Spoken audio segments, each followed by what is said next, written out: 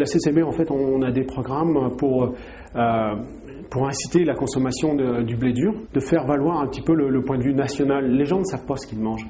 Les gens n'ont aucune idée d'où proviennent les produits. Donc on essaie d'avoir un peu ce qu'on appelle branding, avoir un petit peu une éducation et aussi de fidéliser un petit peu les gens sur le blé dur.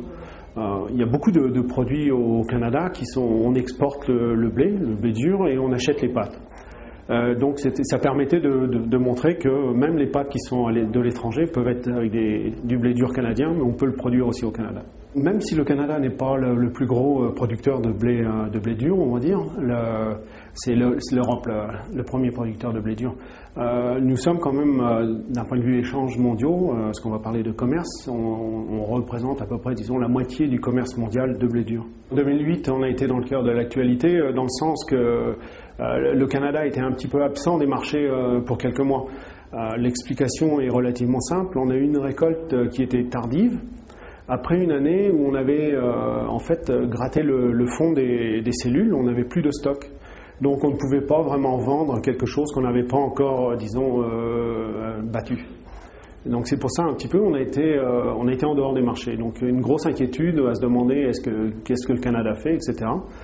Qui en fait, on ne connaissait pas assez bien encore notre récolte. La campagne 2008, même qu'on ait commencé sur une mauvaise base, on a eu beaucoup de pluie, on a eu un été pourri, on n'avait pas de température, on craignait le gel à une époque, on n'a pas eu de gel, on a été très chanceux, on a eu de la pluie à la récolte, mais ça s'est arrêté. Les agriculteurs au Canada ont réussi à battre dans des relativement bonnes conditions et très rapidement.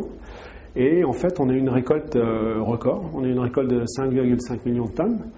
Record et de qualité, de relativement bonne qualité, de plus de, on va dire 75% en grade 1 et grade 2. Les stocks à la ferme ont été reconstitués. Les agriculteurs vont vendre au fur et à mesure, mais comme les prix ont baissé un petit peu sur les marchés, on pense bien qu'il va y avoir un petit peu de réticence. Pour ce qui est 2009, bon, on est encore à, on va dire, 3 mois des semis. Hein. On sème au Canada, on sème, ce sont tous des blés de printemps, donc on sème au mois d'avril-mai.